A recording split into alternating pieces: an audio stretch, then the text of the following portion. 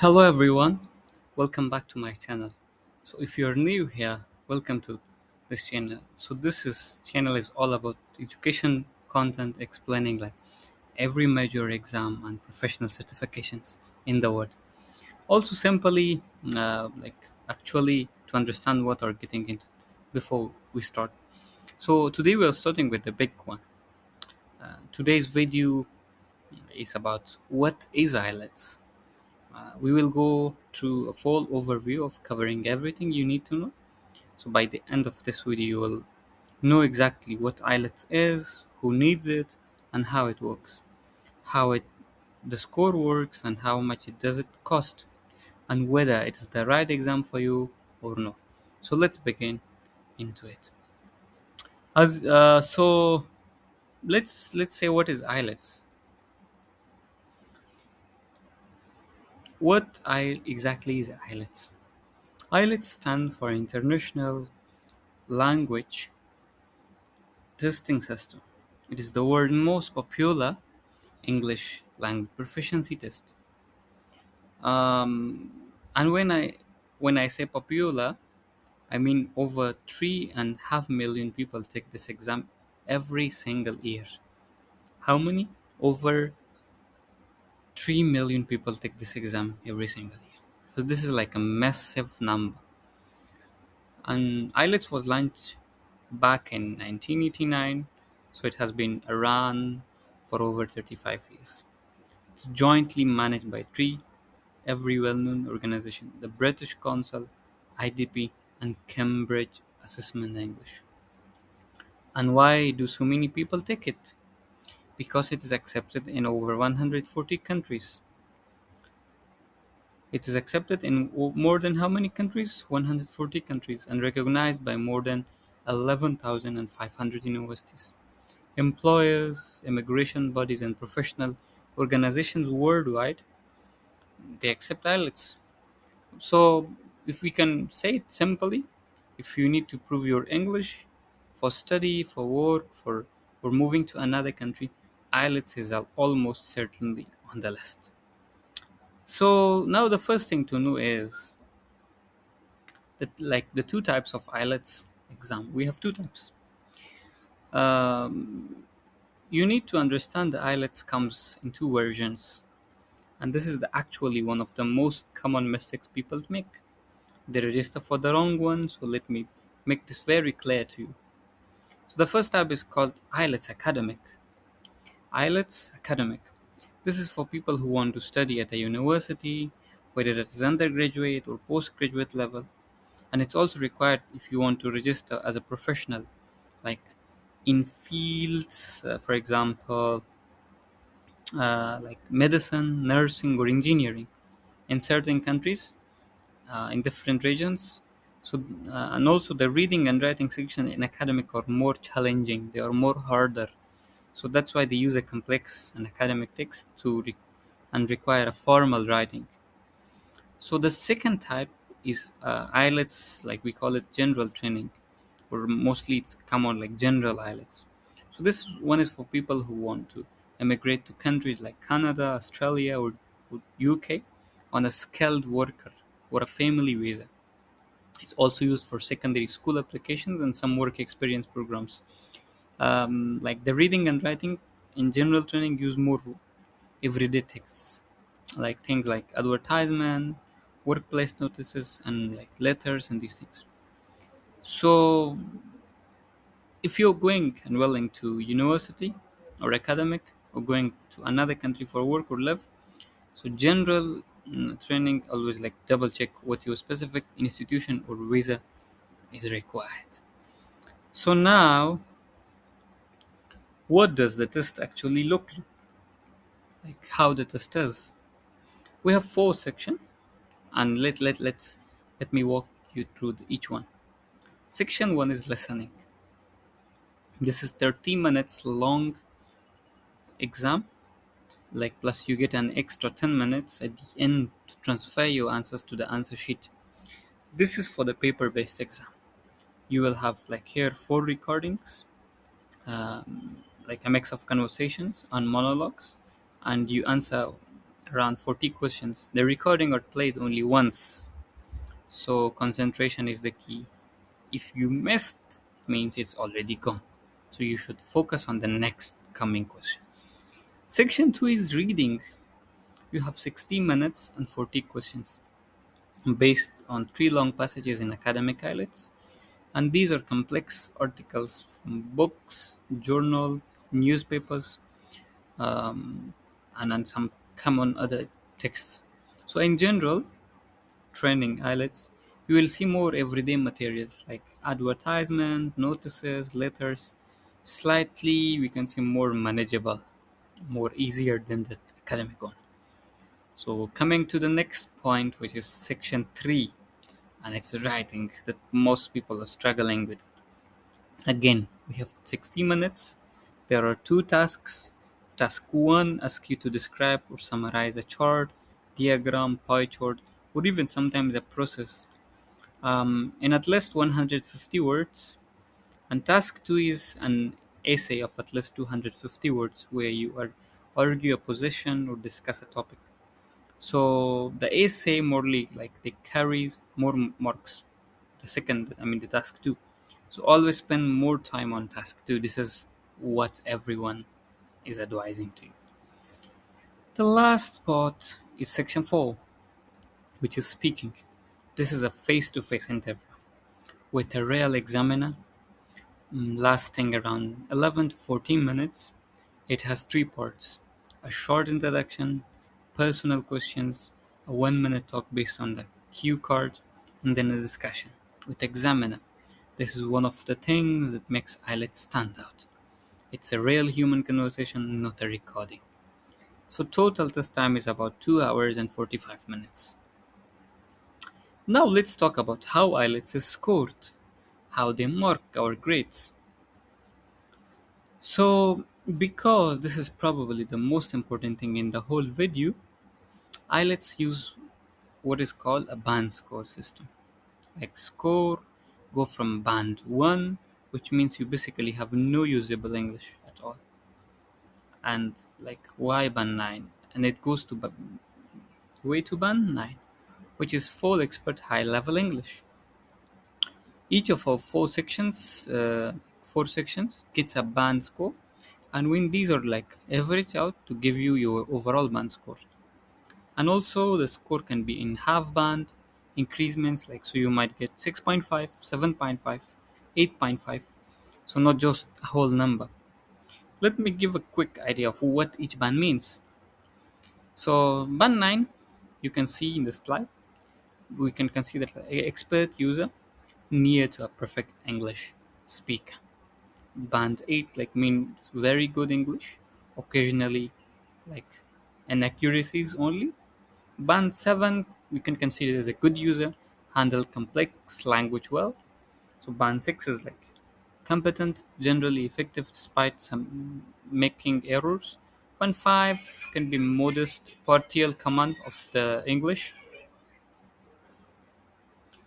So band 4 and also below, like it's more limited to extremely limited English. Now, what score do you actually need? It depends on like where you are applying. You can say like most universities require between band 6 and band 7.5, mostly in Canada and Australia. And immigration usually ask for band 6 or above. UK skilled worker visas can be like low bands like 4.5 or 4 band or even like 5.5 depending on the route that you're applying. So remember one thing that you should always check the exact required band score for the specific university or the visa or program that before you are starting preparing, like just to assume. So what exactly need to take IELTS? I mean, who exactly needs to take IELTS? Let me go through the main groups. First of all, we have students. If you're applying to a university in the UK, Australia, Canada, USA, or even New Zealand, Ireland, there is a very high chance they will ask for an IELTS score as a part of your admission requirements. Second category is immigrants and visa applicants. If you're applying for permanent residency through Canada's Express Entry system, Australia's skilled migration program, or a UK settlement visa. IELTS general training is almost certainly on your checklist. The third thing is the skilled worker reconnaissance, like the doctors, like nurses, teachers, engineers who want to work in English speaking countries often need to prove their language skills and abilities. So here IELTS is the most widely accepted way to do that. Number four is professionals, like professionals seeking registration. Bodies like the UK, Nursing and Midwife Council, Australia, HPRA, and also like many engineering boards require IELTS academic score as a part of their registration process. So coming to the other point, like people applying for residency or citizenship or trainings, in most countries like require language test as part of your citizenship or long-term residency for the application. Which one of these is you now? Answer this question in comments. So let me know in the comments. I do love to know why you're considering IELTS exam. So where is IELTS accepted basically? Where is IELTS accepted? So the short answer is almost everywhere. IELTS is recognized in over 140 countries and accepted by more than 11,500 organizations worldwide.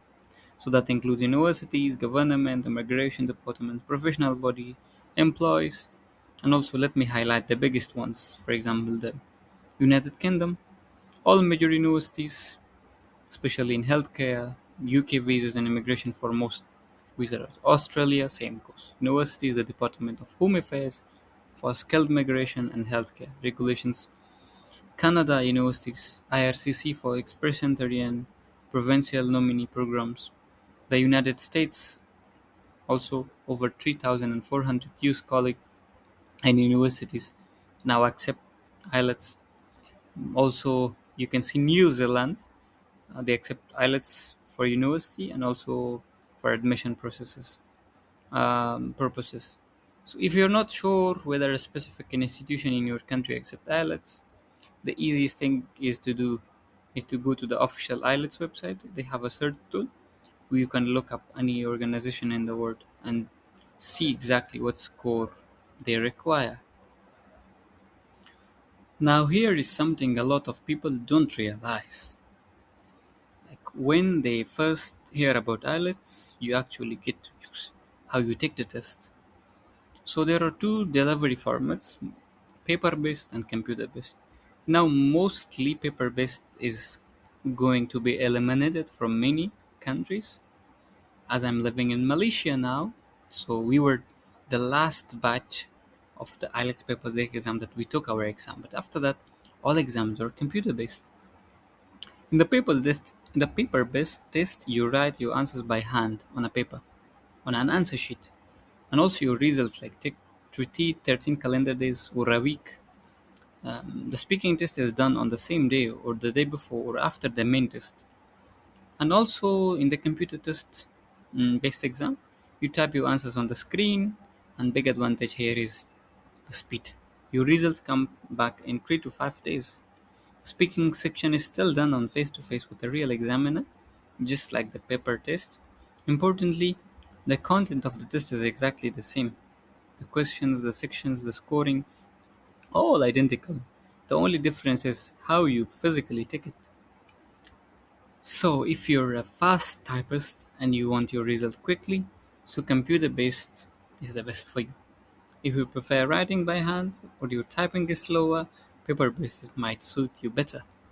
So there is no right or wrong choice. Pick up what works for you. Alright, now let's talk about the practical side. How much does IELTS cost? And how do you register? So the cost, like they're different depending on which country you're taking the test. To give you a rough idea, in the United Kingdom it's around 195 to 222 pounds. In Australia, it's about like 385 Australian dollars. In Canada, around 339 Canadian dollars.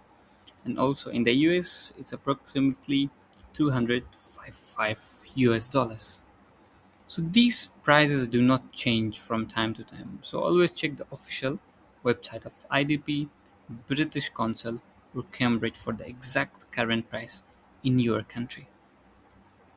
And also for the registration, the process is straightforward. Here is how it works. You can follow the steps as you can see in the slides.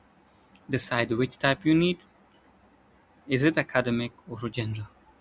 Step 2, go to the ITP, British Council, or even Cambridge website and book your test online. So with a MasterCard, Visa card, like any type of online payment that they accept. Next, choose a test date and test center near you. For example, if you're taking home edition or you're taking in a test center. IELTS is available almost every week in most countries. Step 4, pay the fee using a debit or credit card, as I mentioned earlier. And the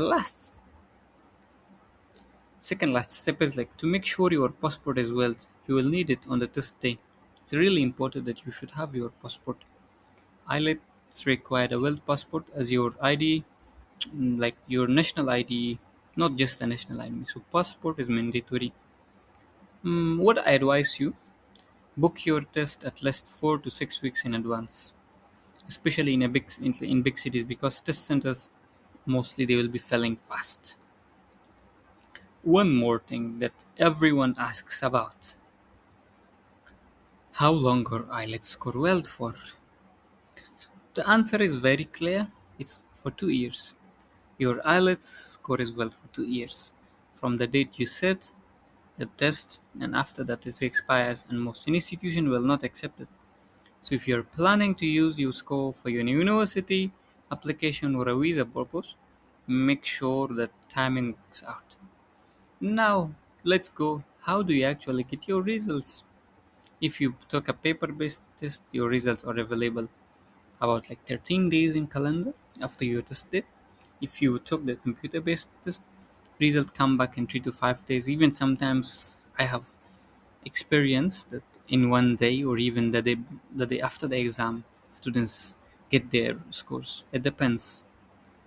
Your official result is called like a test report form, or we call it TRF, and you receive it physical copy, and you can also request additional copies to be sent directly to universities, and also an online copy to institutions.